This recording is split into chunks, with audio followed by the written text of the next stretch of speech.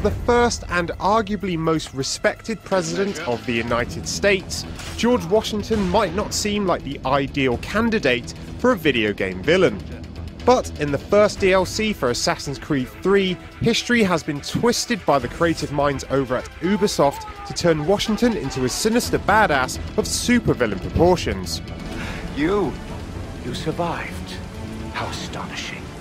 This time I'll make certain of your death. Taking place in an alternate, non-canon reality, Assassin's Creed 3 The Tyranny of King Washington puts you back in the shoes of Native American assassin Connor. But the world is a far different place than he remembers.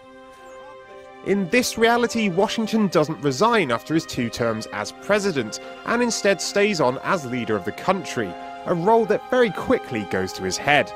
Now bend your knee to your monarch, and make penitence in the last moments before you are blasted to your dread reward! He declares himself king, opting to rule with an iron fist, and punishing those who get in his way with a beheading or a shot to the head. One such person is Connor's mother, who, having tried to steal the Apple of Eden staff that Washington wields and grants him his power, is at the top of the king's most wanted list.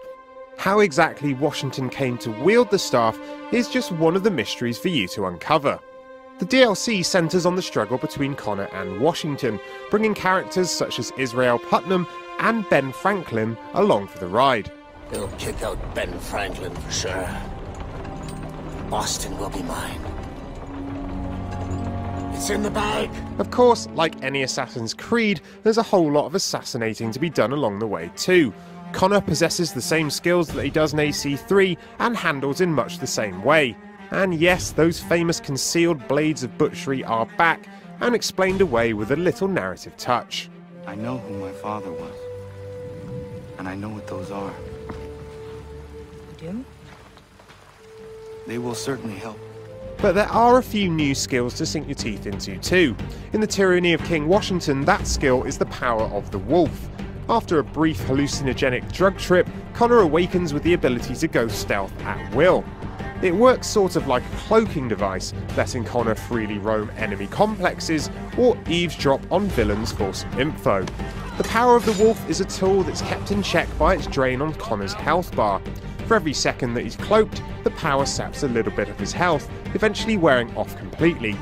It's a unique twist on one of Assassin's Creed's core mechanics, and offers up a different set of challenges and opportunities for a bit of stabby action. And there's plenty of opportunity for that in the Tyranny of King Washington, thanks to a wealth of missions to cover in free roam mode. But if you're just in it for the story, you can now skip straight to the major missions without embarking on an epic trek across America thanks to fast travel. Just highlight the mission you want and bam, Connor's instantly transported there to face his next challenge, a feature we sorely wish was in AC3.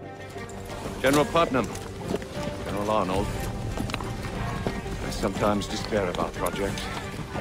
I question my abilities and my strength.